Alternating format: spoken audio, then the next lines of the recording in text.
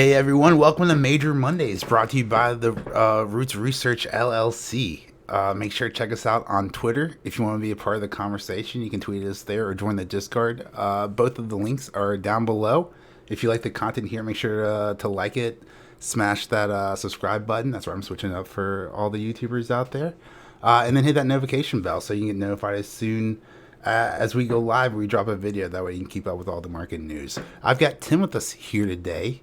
Hey, everybody. To go over just some of the, I don't know how else to describe it, batshit crazy stuff that went on in the market. The news over the weekend and then the market and how the market took it today. We're going to talk about overall market news, the crazy Bitcoin rally we're in the middle of right now. We're going to recap all the earnings today. And then we're going to talk, we're just going to give 30 seconds about how Putin has lost his damn mind, threatening to drop the International Space Station. Crazy stuff. Let's get right into it. So the markets had a pretty much a mixed reaction, and we would have been down for the day if the major indexes didn't really rally here in the last hour or so. The Dow was down about 0.5%. The S&P 500 was down 0.25%. NASDAQ, the unsung hero, right, was up 0.4%, but I think maybe that's because it's just been kicked. It's just been kicked so much. And then the VIX closed over 30. That's something definitely to keep in mind out there. Volatility way up. Lots of volatility. You know where else there's some volatility? Lucid Motors right now. The old EV company. Yeah, I see. Yeah. The brand new startup EV. They dropped about 14% at the time of recording after hours with their earnings. Now, like I was talking about on the podcast, our podcast, The Roots Report, you can find that on Spotify, Apple Music, anywhere you listen to your podcast. But I was talking about the importance of forward guidance, and they did not deliver. Full pun intended. Pun intended.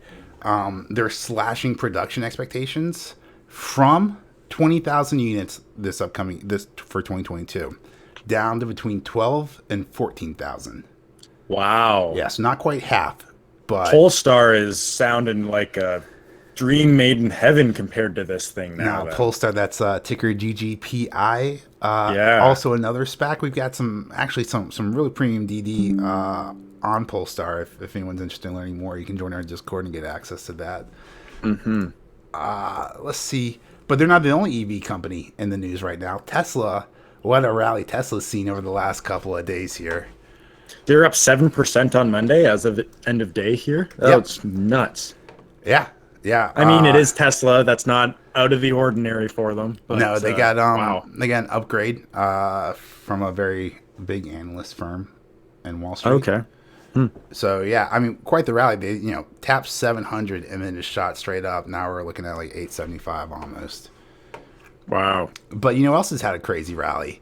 And that's Bitcoin.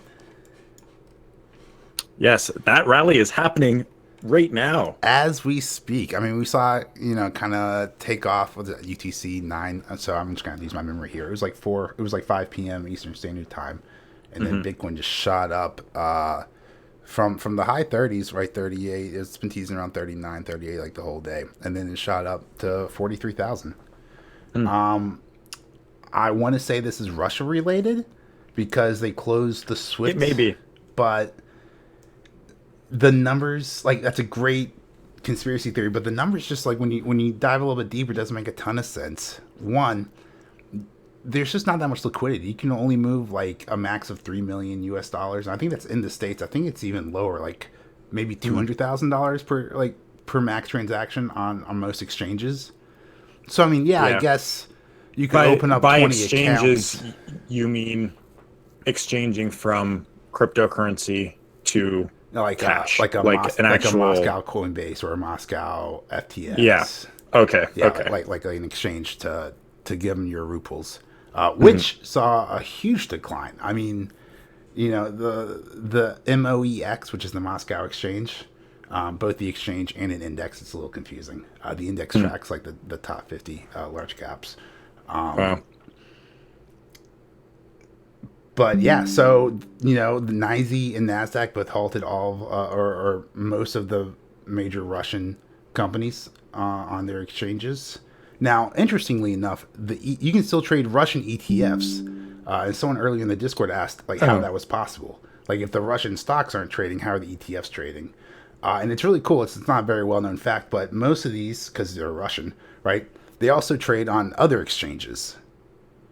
And so computers or analysts, can calculate the fair value of the American ETF based on international prices. Oh, interesting. And it's fairly accurate too. It's pretty cool. This happened 2015 with Greece as well. And then I think they were halted for 6 weeks, and then after they resumed trading, the ETFs were actually pretty much lined up in price, fair value price with that's interesting. Yeah, it's good to know that, like, international exchange versus, like, I don't know, the volume and the price action going on elsewhere. If you just do a US dollar conversion, everything still lines up. I used to have to do fair value calculations for Canadian companies trading on the TSX, and then send them over to India. That's cool. Hours, for their fair value, so they could incorporate it into the companies that traded on both of those exchanges. But let's go ahead. Let's recap. Let's wrap this up here. Let's highlight some notable earnings. Berkshire, Warren Buffett, great numbers, but they didn't really do much. They were mostly cash for 2021. I mean, they bought some stuff, but Warren Buffett said, like most traders have been saying over the last year, stuff's too expensive. Yeah. So he's really just sitting around with a ton of cash. He still has a ton of Apple shares. I think he got paid $850 million in Apple dividends. But I think he also has like over $125 billion in shares. So, takes money to make money. Am I right? It does. But what's really interesting, over the last 2 years, so 2020 and 2021, they've bought back about 9% of their 2019 total shares outstanding.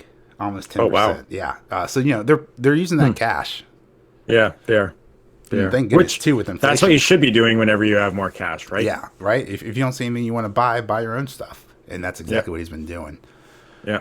Party City, no one really cared. Volume is very low after hours. But they had an EPS of 40 cents, and they missed by 1. Right, so the consensus was 41 cents. They came in at 40. But they beat their revenue by $1 million and came in at $698 million. So not bad. Not bad for Party City. Yeah. But again, down after hours on incredibly low volume. Now, Zoom was really interesting. They had EPS of $1.29 per share, earnings per share, and that was a beat by 22 cents. They had a revenue of $1.08 billion, which was a beat by 30 million. However, like I forecasted on the Roots Report podcast that comes out every Sunday, they sold off based on forward guidance. Now, we see the price go from like in the low 130s, right, all the way down to 112. And it's kind of like come back here. Now it's in the 130s. But I'll be interested to see like what it's called in the podcast. Or not in the podcast, but what it does in the morning. Yeah. To see if it sells off or if it rallies. I don't know why it would. So I'm going to be paying close attention to this just to see it. And then Workday. Also beat. I know that one. A nice beat, right? Yeah. Now, their earnings per share was 78 cents, and they had a beat by 7 cents. So consensus was 71. They brought home 78 cents per share, so that's really nice. Their revenue was 1.3 billion, which was a beat by 20 million. But why we're seeing the share price, right? Why it went from 226 up to 245, right, is because they forecasted very strong guidance above the estimates. Guidance is ever so key. Like it is in this scary market all along. I mean, 2020, 2021, you have to have a good objective. You can only go up. But now that things are serious, now you got to pick like good stocks. Now, like the forward guidance is so important. Yeah. If you're like timid or shy during your earnings call at all, that's it. Yeah, right. Or if you say TikTok 20 times, you're it. You're gone. You're gonna have the biggest one-day loss of market cap in U.S. history. Now, speaking of forward guidance, Tim, do you have any forward guidance for Vladimir Putin with Russia? Maybe don't fuck with Ukraine or the States. I gotta say, I am. Or just the rest of the world. I'm pretty happy with the sanctions right now. Like, going into this weekend, I was really worried China was going to be like, it was going to see how weak the West was being and be like, nah, we're taking Taiwan. We're taking Taiwan. But now, seeing like, because Russia's poor. They have like the 11th largest like world economy or whatever, right? China's got actual money. China can't afford to get sanctioned from half the world. That would wreck their already incredibly flimsy shadow banking system. Yeah. But talking about sanctions, the Biden administration announced sanctions against Russia's central bank on Monday, a move that prohibits Americans from doing any business with the banks as well as freezing its assets within the United States. The new measures will also target the National Wealth Fund of the Russian Federation and the Ministry of Finance of the Russian Federation.